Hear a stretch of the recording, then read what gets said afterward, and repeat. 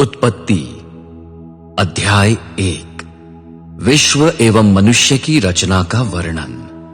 परमेश्वर ने आरंभ में आकाश और पृथ्वी को रचा। पृथ्वी आकार रहित और सुनसान थी, अतः सागर के ऊपर अंधकार था। जल की सतह पर परमेश्वर का आत्मा मंडराता था। परमेश्वर ने कहा, प्रकाश हो, और प्रकाश हो गया। परमेश्वर ने देखा कि प्रकाश अच्छा है। परमेश्वर ने प्रकाश को अंधकार से अलग किया। परमेश्वर ने प्रकाश को दिन तथा अंधकार को रात नाम दिया। संध्या हुई, फिर सवेरा हुआ। इस प्रकार पहला दिन बीत गया। परमेश्वर ने कहा, जल के मध्य मेहराब हो और वो जल को जल से अलग करें। परमेश्वर ने मेहराब बनाया तथा मेहराब के ऊपर के जल को उसके नीचे के जल से अलग किया। ऐसा ही हुआ। परमेश्वर ने मेहराब को आकाश नाम दिया। संध्या हुई, फिर सवेरा हुआ।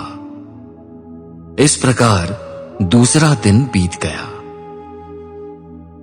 परमेश्वर ने कहा, आकाश के नीचे का जल एक स्थान में एकत्रित हो और सूखी भूमि दिखाई दे। ऐसा ही हुआ।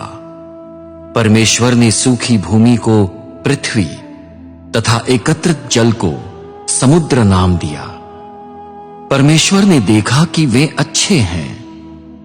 तब परमेश्वर ने पृथ्वी को आज्ञा दी कि वो वनस्पति, बीजधारी पौधे और फलदायक वृक्ष उगाए। पृथ्वी पर उन वृक्षों की जाति के अनुसार उनके फलों में बीज भी हो। ऐसा ही हुआ। पृथ्वी ने वनस्पति, जाति जाति के बीजधारी पौधे, फलदायक वृक्ष जिनके फलों में बीज थे, उनकी जाति के अनुसार उगाए।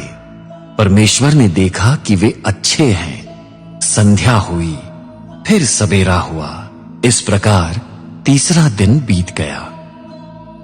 परमेश्वर ने कहा, दिन को रात से अलग करने के लिए आकाश के मेहराब में ज्योति पिंड हो। वे ऋतु, दिन और वर्ष के चिन्ह बने। पृथ्वी पर प्रकाश करने के लिए आकाश के मेहराब में ज्योति पिंड हो। ऐसा ही हुआ। परमेश्वर ने 2 विशाल ज्योति पिंड बनाए। अधिक शक्तिवान ज्योति पिंड को दिन का शासक और कम शक्तिवान ज्योति पिंड को रात का शासक बनाया। उसने तारे भी बनाए। परमेश्वर ने उन्हें आकाश के मेहराब में स्थित किया कि वे पृथ्वी को प्रकाशित करें, दिन और रात पर शासन करें और प्रकाश को अंधकार से अलग करें। परमेश्वर ने देखा कि वे अच्छे हैं। संध्या हुई, फिर सवेरा हुआ। इस प्रकार चौथा दिन बीत गया। परमेश्वर ने कहा, समुद्र जीवित जलचरों के झुंड उत्पन्न करे तथा पक्षी पृथ्वी पर आकाश के मेहराब में उड़े। इस प्रकार परमेश्वर ने बड़े बड़े जल जंतुओं और गतिमान जलचरों को, जो झुंड के झुंड समुद्र में तैरते हैं, उनकी जाति के अनुसार उत्पन्न किया।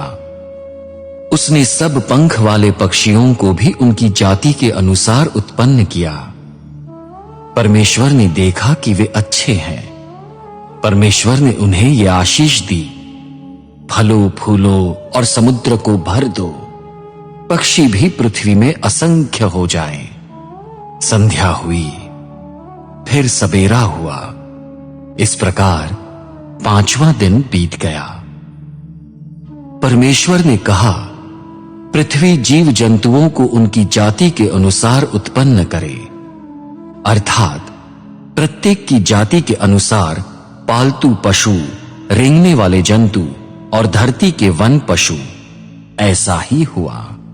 परमेश्वर ने धरती के वन पशुओं, पालतू पशुओं और भूमि पर रेंगने वाले जंतुओं को उनकी जाति के अनुसार बनाया।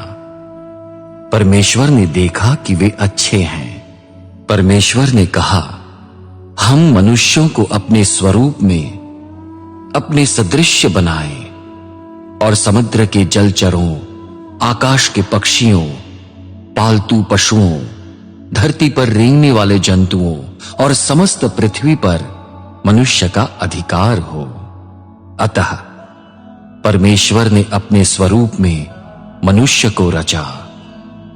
परमेश्वर के स्वरूप में उसने मनुष्य की सृष्टि की। परमेश्वर ने उन्हें नर और नारी बनाया। परमेश्वर ने उन्हें वो आशीष दी, फलों फूलों और पृथ्वी को भर दो और उसे अपने अधिकार में कर लो। समुद्र के जलचरों, आकाश के पक्षियों और भूमि के समस्त गतिमान जीव जंतुओं पर तुम्हारा अधिकार हो।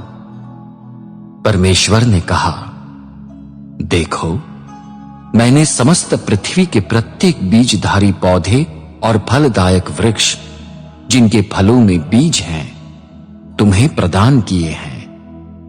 वे तुम्हारा आहार हैं। धरती के समस्त पशुओं, आकाश के पक्षियों, धरती पर रेंगने वाले जंतुओं, प्रत्येक प्राणी को जिसमें जीवन का श्वास है, मैंने सब हरित पौधे आहार के लिए दिए हैं। ऐसा ही हुआ। परमेश्वर ने अपनी सृष्टि को देखा और देखो, वो बहुत अच्छी थी। संध्या हुई, फिर सवेरा हुआ। इस प्रकार छठा दिन बीत गया।